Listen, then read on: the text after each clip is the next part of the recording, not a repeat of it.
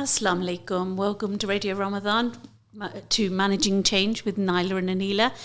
You can watch us or listen to us on www.ramadan.fm, or we're on FM radio 87.7. The studio line number is 0116 482 2086, or you can WhatsApp us or text message us on 07748 855055. You can also watch us on Facebook, Instagram, YouTube, LinkedIn, TikTok, Twitter, Spotify, and whatever else there is. Assalamu alaikum, Naila. How are you? Wa alaikum assalam wa rahmatullah, listeners. And for the audience, now we're into almost the final days of Ramadan. And today's show, we're going to be talking about the student experience. So on our Managing Change, where we've been talking about personal experience last week and the week before, now we're going to target the students, because obviously it's 2 weeks of Easter holidays, and we thought that this would be a good opportunity to kind of draw in all the students doing SATs, GCSEs, A-levels, university, finals, etc., and just talk about the student experience. Absolutely. I have 4 people at home who've got exams coming up. And studying in Ramadan can be really daunting. I don't know if the listeners know, but Naila has a lot of experience in the education system, I think over 25 years.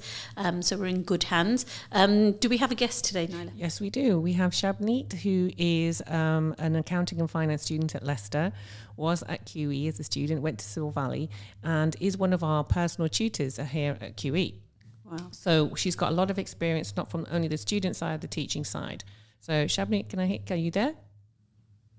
Hello, good afternoon, everybody. Hi there, Shabneet. So we're going to just start off with a bit of an introduction to the education system and some stats.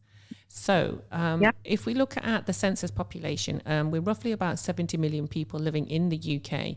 And there's something between about 10 to 13% of that population who are non-white, okay?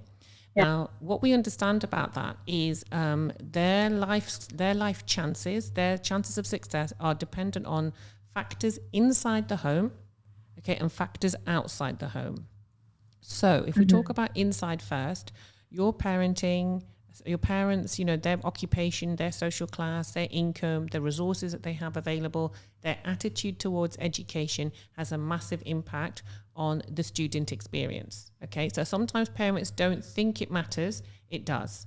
Okay, so even if you've not from, you've not gone to university, you've not done A-levels or GCSEs, or you're not from this country as a parent, you can still be very supportive of your children's experience. Naila, can you give us an example of that? What would be supportive? So, for instance, a lot of parents will think, well, we work and we feed our kids and we take them to school. What more do you want us to do? Could you give an example? So there's a couple of things that, from a parental point of view, that the college and schools and the government want people to do. Firstly, punctuality. Okay, now it might not seem that big a deal that turning up late, but it's a life skill that, turning up on time for school and getting ready and being readiness for school. So, a breakfast, shower, change, get ready for school, be in the zone, and then be ready to learn at 9 o'clock or 8:30, depending on your school. Also, for every day that a child misses school, it impacts their overall outcome in terms of their grades. So for every 10% of your education that you are out of school, you jeopardize 1 grade. So your chances of getting a 9 or an 8 or a 7 in your GCSEs or an A-level is jeopardized by every time you take 10% out of your education to go out. I mean, illness is illness, but I think that perhaps maybe parents taking kids out on long trips. So that is a challenge. So it's harder for the student to then come back in. Okay, so that's one factor. Another factor, so punctuality and time out of college. So parents can influence that if they can try and sort of reduce the amount of time that the student is out of college because of lateness or whatever. So if you arrive late to the lesson, 20 minutes or 25 minutes into the lesson, the teacher's done all the talking bit and it's now you doing the activities, it's easy to switch off. Yeah. So punctuality and arriving to be in as many lessons as possible. Okay. And good diet. Okay. And, exercise, those factors. Also, I think sometimes parents have too much emphasis on the kids wanting to become doctors, okay? and they don't realize that if you are not putting in the extra effort to say that they should, it's going to be a challenge.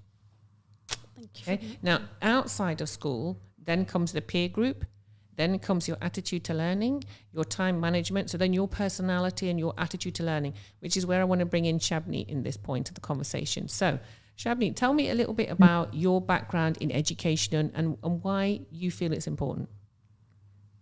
I absolutely agree with your first point about punctuality being one of the key aspects in the student life.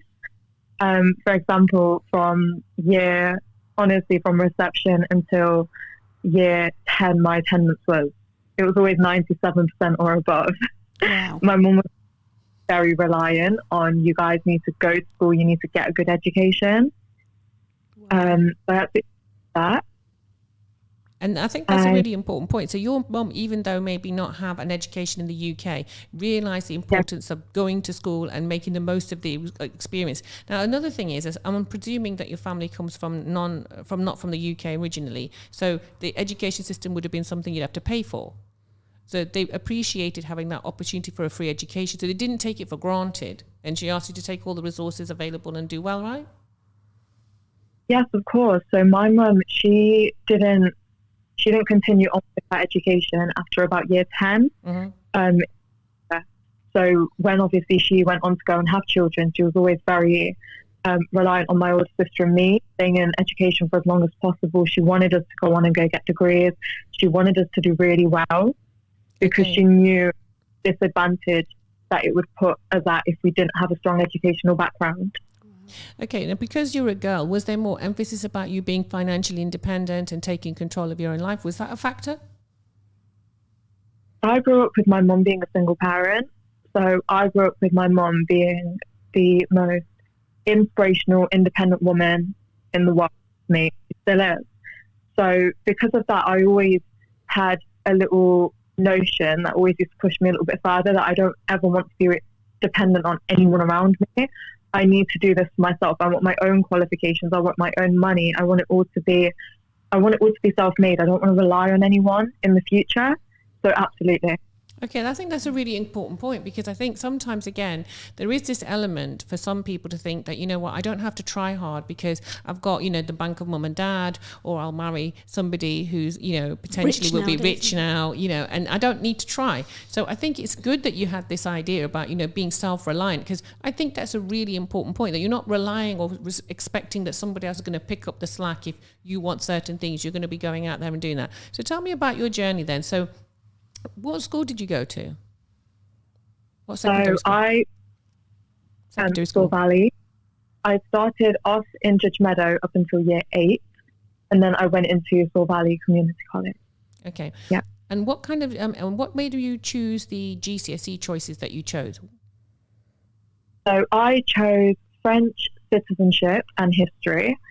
Citizenship and history was kind of a way to establish myself a little bit in politics, almost, because we learned a lot about how Parliament works, how to be an upstanding citizen. Obviously, history gave us a bit of background on everything, whereas French was just, I was already bilingual, so I thought I might try my hand at learning 3 languages instead of just knowing 2. That's good. And then, so then when you were thinking about GCSEs and the kind of process, I mean, were you the generation that didn't sit GCSEs, or did you do assessments because of COVID? So we were supposed to sit GCSEs, but we did end up doing assessments. There were roughly 3 assessments per each GCSE course. So we didn't have to do the actual exams, no. So then when you wanted to go on to college and you had these kind of grades that were based on assessments from the teachers, did that put more pressure on you to feel that you needed to perform at A-level? Because obviously you don't have that template from the GCSE in terms of revising and prepping. How did you overcome that? So personally, for me, it was very difficult because although I performed very well, I always had a little thought in the back of my mind that these grades weren't really deserved as much. So going into A-levels, I was really keen on establishing really good revision techniques that could help me do really well in A-levels as well, just to kind of prove to myself that I can do it. So absolutely, yeah. Okay, so tell me, what A-levels did you decide to do, and what college did you choose to go to, and why? So I went to WQE, and I originally chose English literature, English literature, business and law, but I changed that about a week before we started to accounting, law and business. Okay, so they're quite heavy subjects, and you probably haven't had a huge amount of experience at GCSE. So why choose those three choices? So with business, it was always something that I was interested in, and I thought it would be really good to learn a bit more about it, especially because I always had like a little thought in the back of my mind that I should definitely go on and start my own business in the future. So I thought it would give me some good basic knowledge. Law, my sister actually went on to go and get a law degree, and she was the first person in our family to go to university and access higher education. And I also wanted to follow in her footsteps a little bit. I'd always wanted to be a lawyer, saw all the shows. So I was pretty confident with law. I thought it'd be a really good choice, and I thought I'd really enjoy it. And accounting, I thought maybe get something a little bit numerical involved as well. And accounting, it's quite a broad area.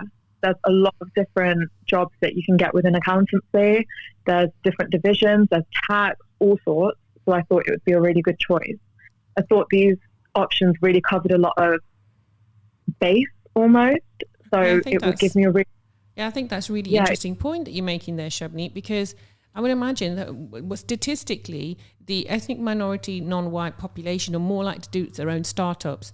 And one of the reasons that has been fed back through, when we're working with careers and when we're talking to young people is maybe the 9 to 5 or the 0 hours or the fact that they didn't want to be influenced by a boss telling them what to do, that they're actually being entrepreneurs and being entrepreneurial with some reason why, there's a number of students wanting to go down the accounts, business, economics route. Would you agree? I definitely agree with that. I think coming from a minority background, a lot of us have seen our parents working really hard jobs.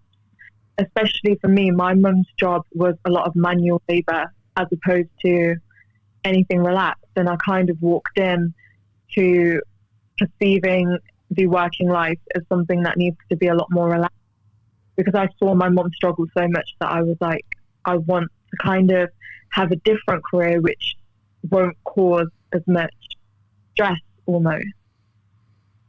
Okay, so let me move on to students in the classroom. Do you find that sometimes the whole process of learning can be a challenge with the peer group? So when you went to, say, for example, you moved from school to college, what were your challenges there?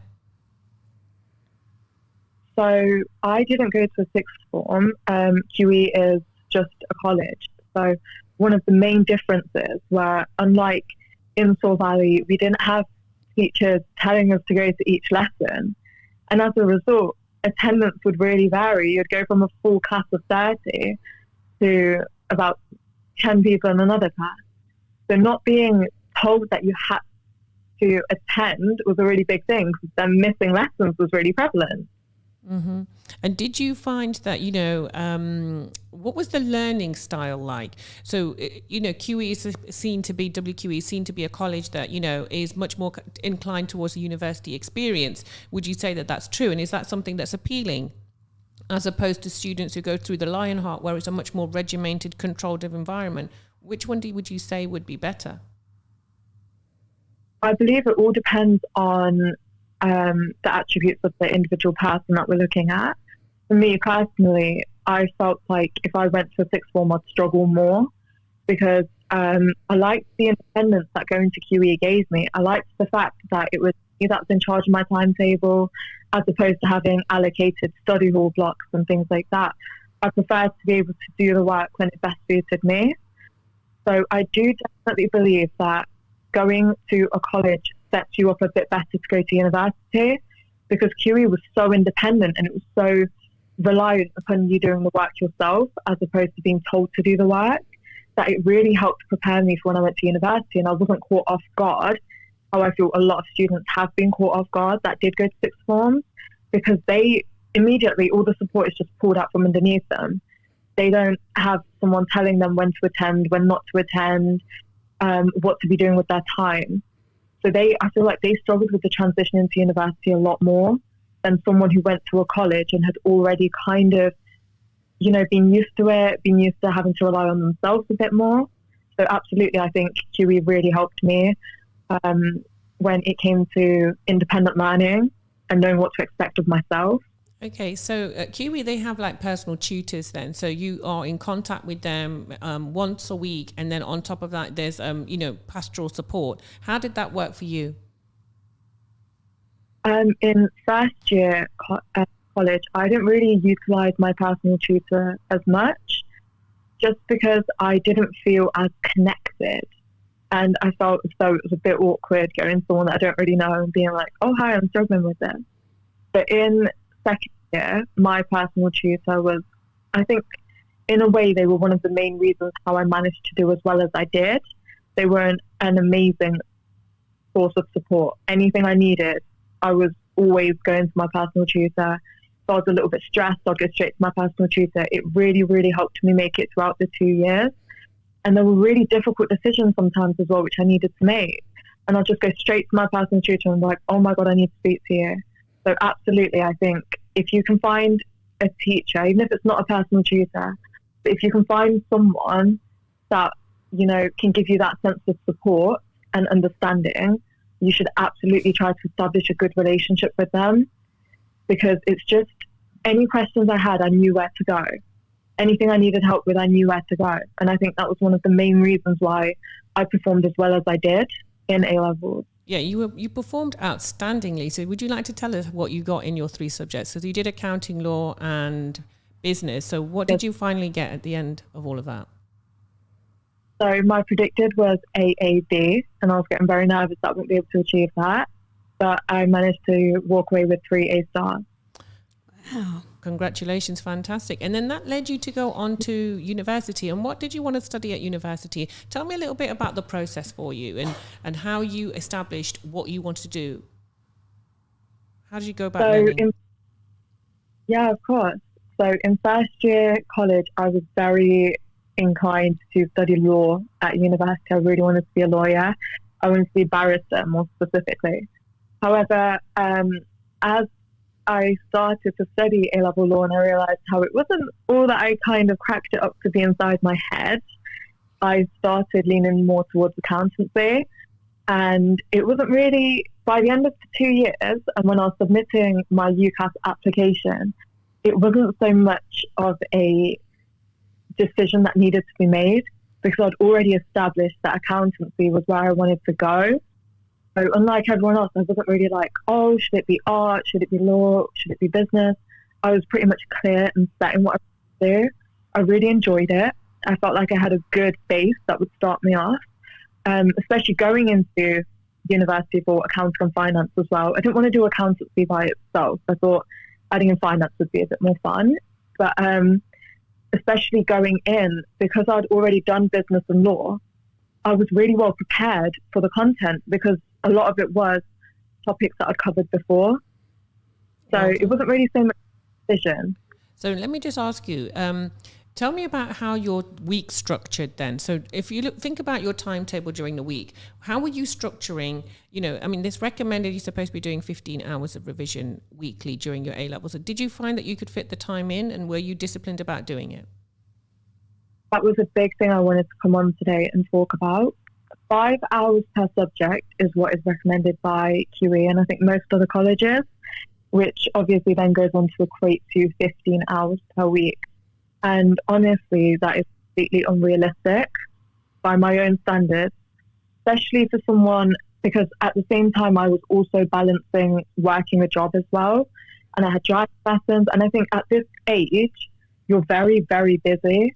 You have a lot of things going on. I was working Sundays, the majority of Sunday and the majority of Saturday. And by the end of, the school day, I was so tired. I definitely think 15 hours is very unrealistic. And I think we should instead put more emphasis on doing something helpful for each subject every day, even if that is only half an hour for each subject, as long as you're doing something. Okay, what would you advise that something should be? So for me, it really depends on the subject. But for me, business was doing practice questions, because I knew a lot of it. Like for business, I understood the content, but you need to identify where you're weak in your subjects. For business, I knew the content and I was very confident with the content, but it was how I structured my answers. So for that, I really went on and I thought, you know what, doing practice questions was the best way to go. For accountancy, essentially all you can really do is practice questions, because knowing the content is okay, but you need to be able to apply it. But for law, it was cue cards. So most of my time was spent up of going through my cue cards for law. And that didn't mean I was sitting down every day for half an hour and looking at my cue cards. This would be things as if I was walking towards somewhere, I'd have my cue cards open on my phone. Namely, Quizlet is really good. Some of my sets for law are still at. Yeah, it was just when I was walking somewhere, when I was walking to the bus stop, when I was walking home, when I was just sitting in the car, I'd be going through my cue cards, doing a few practice questions. I used to hassle my teachers, specifically my accountancy teacher, pretty much every day whenever I didn't understand anything. That's really absolutely the way. That's really good. If I could just swing this to the examining point of view, because I mark for AQA, and there's 3 things just for parents and students out there, just to get you to think about when you're actually answering questions. So I want to just tell you 3 things that are coming up as a regular a challenge for students. Firstly is, you know, when you get an exam question, it might say describe, explain, analyze, apply, evaluate, so that students are not actually understanding the question. And what they do is they just do written verbal diarrhea, and they just write blocks of content. So you can tell that they've learnt content. So they've just learnt the content and they've just put it all in there and they've just thrown it in, and there's no distinguishing element to any of the content. So that's the first thing. So you're not going to get as many marks because it's not selective, it's not smart. The second thing I'm seeing is handwriting is really poor, which means they're not used to writing at speed. Okay, so speed is an issue. Okay, so it's very difficult, because how the exam board do it is they photocopy the exam papers and they send it to us. So we don't see the actual paper. And then so it's very difficult to read poor handwriting. So that can impact. So do work on speed and writing with speed. That's one thing that you should work on. And the third thing that we see is students, 25% of students are not finishing the paper, which means the speed and understanding and getting through. And so there's a lot of students who start slowly on the short questions and never make it to the big questions. And so what I would advise, it's a tip, turn the paper backwards and start with the big questions and work your way forward. It doesn't matter what order you do the questions, as long as you do them. And when you get to the short questions, if you've got 10, 15 minutes left, you can do a few bullet points, but you can't bullet point an essay for 30 marks, 20 marks, 25 marks. And another thing that we did, that we encourage students to do, is looking at, you know, when you finished your first year of your A-levels or your first year of your GCSEs, to do an audit and run through everything you feel you don't understand in the summer holidays, and do a little summer program where you're spending a couple of hours, 1 hour a week on per subject. So your mind is still ticking over with the content, and just reviewing and reflecting and mind mapping everything, just gently, in preparation for year 11 and or year 13.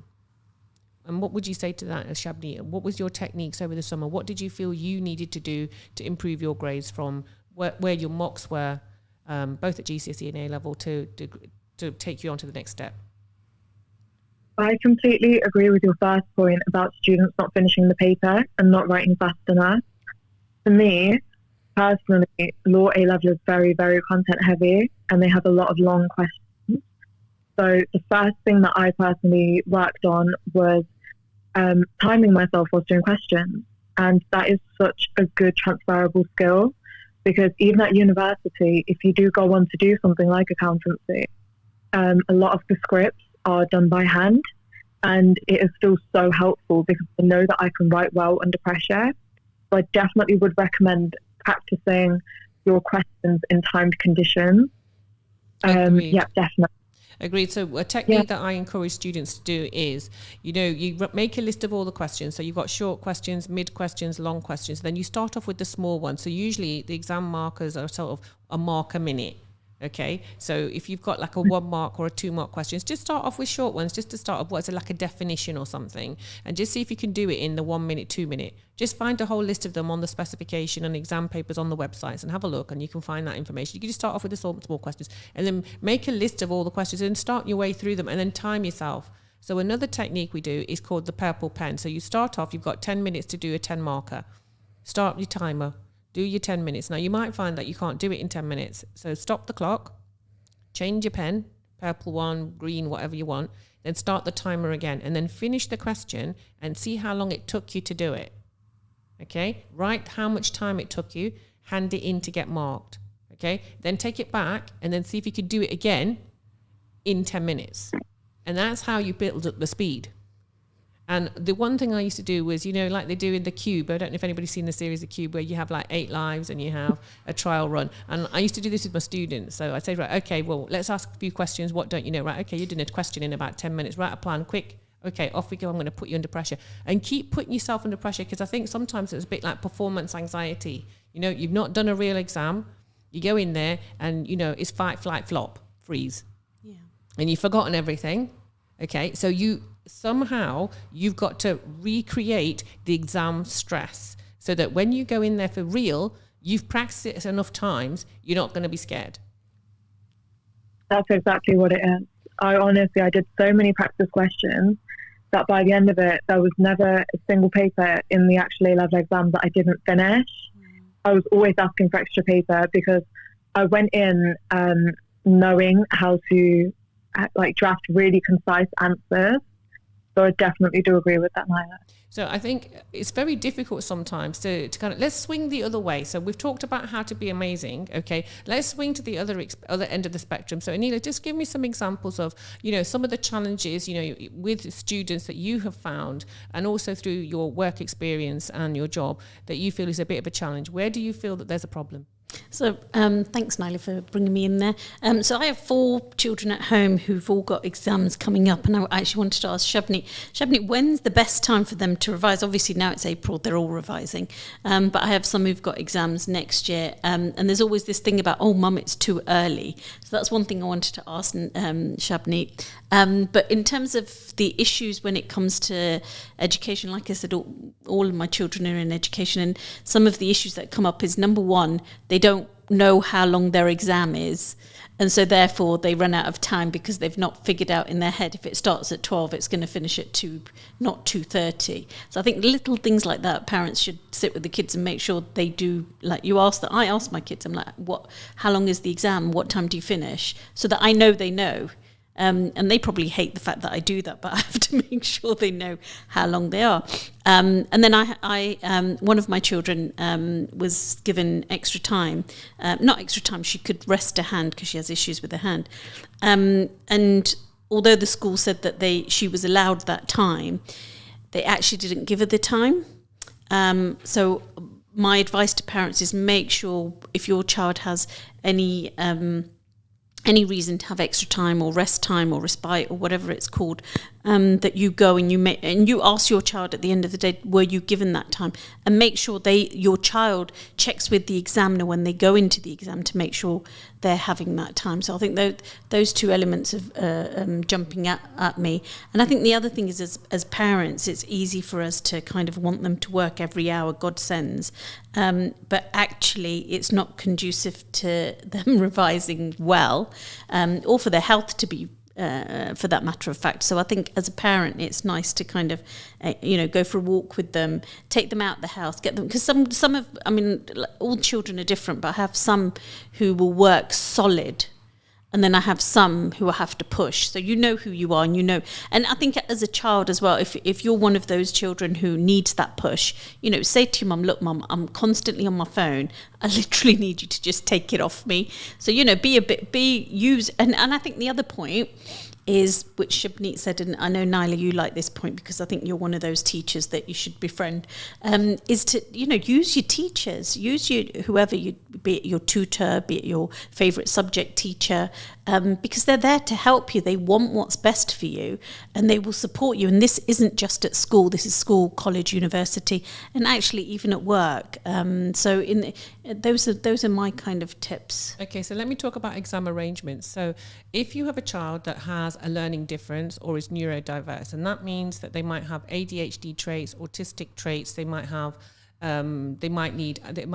anxiety, you can go and speak to the school, and they have an examinations officer. The special needs will test them, and they might give you 25% extra time. Now, I'll have a lot of students, predominantly male, who will say, I don't want that extra time. Now, if I was in a situation and I know that 25% of students can't finish the paper and I'm given 25% extra time, I'm taking it.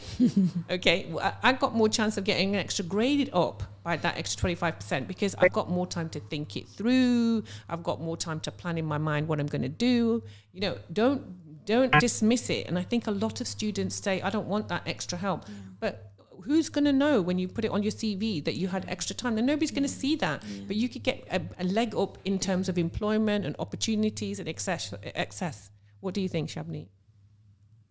I absolutely agree with that. I think if you are entitled to extra time, you can apply for extra time. You should absolutely go for it. And I think one of the main reasons why a lot of students don't is because they tend to be a bit embarrassed about people wondering why they have that extra time. But I completely agree with your point, Naila, that essentially no one's really going to know. A lot of the students that then won't go on to get that extra time, what they fail to realise is that when those grades do go onto your CV, when you're being asked about those grades, no one's going to know about the way in which you sat your exams. And the grades are something that will follow you throughout all of your adult life. I always thought that everyone was over-exaggerating when they said this, but it's the same with, I'm now a first-year university student, and I know it wasn't that long ago, but people still ask about my GCSE results when I want to do them. Yeah, they do. So I think absolutely. That only changes when you're a lot older, to be fair, and that's because the experience matters more. But at the moment, I'm just assuming you're about 18, 19, that, you know, work experience won't be as much as your mother's work experience. So, that's the other thing I wanted to ask you. Yeah, the question I put to you, Shabneet, about when is it best to start your revision. Do you have any tips? Now, I did something that I probably shouldn't have. But in the summer between first year college and second year college, I didn't do anything. And I think this is why my anxiety started, if I'm being honest with you. But I didn't do anything for that whole summer. And then when I came back, everyone was giving me talks about, you know what, this is it. And I was getting really stressed. I don't personally believe that it's ever too early to start revising. In fact, there's this quote that my mum always tells me whenever I'm, like, you know, pushing something away. And it's, poor preparation is preparation for failure. And I completely agree with that, because I think, so I started revising and covering subject content that I didn't understand from September to October. And I think a lot of my teachers, if you ask them, they'll know about how nervous I was during that time. But because I started early on, I was so confident and sure of myself that during the exams I wasn't anywhere near as stressed as I was back in September and October. That being said, now at university I've started implementing a routine of only starting to study a month or two before the exam, so I don't burn myself out. So I think it isn't the length of time that you're revising for, it's more so the quality of the revision that you're doing. Agreed. And there are some techniques, I don't want to jump in there, Shabneet, but there's one called the Pomodoro technique, and that is where you do 25 minutes, no phones, no distraction, just focus on the work, and then you have a 5-minute break. Okay? You can get up, have a drink, whatever it is, walk around, and then you do that for 4 cycles, okay? 4 cycles of 25 minutes and 5-minute break, and then you do half an hour break. And that way, you know, if you've got a student or a child or a male in the family that is not that keen to sit down and look at books, okay, 25 minutes doesn't sound like too much of a burden, okay? And then it's just, I've just got to do 25 minutes. I've just got to do 25 minutes. And then, you know what, 2 hours has passed, okay? And then you can have a bigger chunk of time away. So sometimes it's not, I want to sit for 6 hours. I mean, even for me, I couldn't do that, okay? I'm not one of these, let's swap for 6 hours and do a pull an all-nighter. And I want to just tell you a story if I can. And this is a true story. I had a student years ago, and he was doing psychology, business, and accounting. Yeah, and you know, he was his grades goes up and down, and he was predicted to get an A after Sheffield, I think it was, unconditional offer. Anyway, so my iPad was charging in my room, and at 1 o'clock it was namaz time, salah time. So I was awake, and it pinged at 1 o'clock, and I'm thinking, who's pinging me at 1 o'clock? So I looked at the message and he said, oh, miss, you know what? I've been partying for the whole year. I haven't done any work. Do you want to send me the PowerPoint? So I'm going to revise the exams tomorrow. I'm going to pull an all-nighter. Okay? And I'm like, you what? So I had them, so I sent them, right? So he goes, I'll see you tomorrow in the afternoon. Anyway, so he pulled an all-nighter, had a couple of espressos, went and sat the exam. Then he came to see me, and I said, "Are you all right?" And he goes, "I've got a thumping headache, miss. I've got a thumping headache." And his mum came to pick him up, took him to A&E, right? Because obviously this is not normal behaviour. Now, I know it's obviously put in magazines, films, Bart Simpson, the whole kind of, like leave everything to the last minute. Now, that student was predicted and they ended up getting a D. Wow. So I would not advise short, sharp shock. I definitely think steadiness wins the pace. We are the tortoise, not the hare, is the moral of the story. Now, he ended up going off to university, but he didn't get to go to his first choice, right? Because he took a risk. And I would say to you, if instead of trying to cram at the last minute, if you can pace yourself, because it's a lot of pressure. Yeah. Absolutely. Now, so tell me a little bit about your tutoring role that you're doing currently right now. Where do you feel are the shortcomings? What do you see that students are struggling with? One of the main things that I also saw when I was a student is something that I mentioned previously as well. It's the missing lessons. That is such an easy trap to fall into, because you don't almost want to be perceived as like the nerdy student that cancels on plans and is instead, going to different sessions and going to their lessons. I did this in first year as well because I didn't understand law. So it's such an easy to fall into. And that's one of the most prevalent things that I see. I will see a student that is in on the day that they're supposed to have me for block 3 or block 4, and I just won't see them. And I'll know that they haven't came and the attendance will be unauthorized. So I know that it's not really a valid reason either. And that is one of the main things that we kind of need to crack down on, because it's true. The more lessons you miss, the less you understand, especially when it is subjects like accounting or law that build knowledge that you're supposed to already have learned. It's not worth it. So that's one of the main things that... Do you think that... Sorry, I don't need to interrupt you there, Shabneet. I just think, because we're running out of time, I just want to catch up this last couple of points if I can. Do you think that perhaps maybe people are being a bit half-hearted about their education and not taking it seriously and perhaps taking risk and being lazy? Absolutely. I think I wouldn't go as far as to say it's lazy, just because I understand how stressful it is. For example, I had a lot of anxiety around exams, but I think a lot of it is just a lack of interest almost.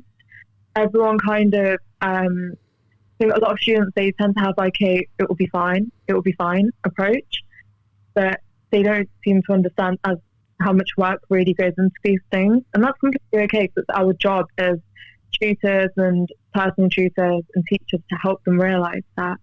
But it's an absolutely massive issue, because a lot of the students that I speak to as well, they're like, oh, I'm going to go do this. And I'm not saying don't have a social life, but I'm saying find a good balance. Yeah, it's all about balance. Yeah, of course. You need to understand you will have summer at the end of this in which you'll be free every day. And it's not worth the stress that's going to come after when you feel like you haven't performed to the best of your ability. It's a waiting game. It's not worth the stress. So I'd say get on with it now. So that's what I did. I started cancelling plans. And I was like, oh, actually, I can't come out today. I can't do this today, because I know me and I know that if I do go out, I'm going to be stressed that I didn't do my Q cards today or something similar. So absolutely. So I think that's another thing, immediate goal achievement. So I want to have the fun now, be out with my mates. It's sunny, the days are long. Yeah. I want to just relax, watch the football, whatever it is. And that becomes a bit more of a prevalence in the short term, because that's more enjoyable, and you're just procrastinating and avoiding trying to get back into doing your schoolwork or your college work or your uni work, and you're just pushing the deadlines, and then you get stressed because you're leaving it so late. So the quality of what you produce is impaired because of it.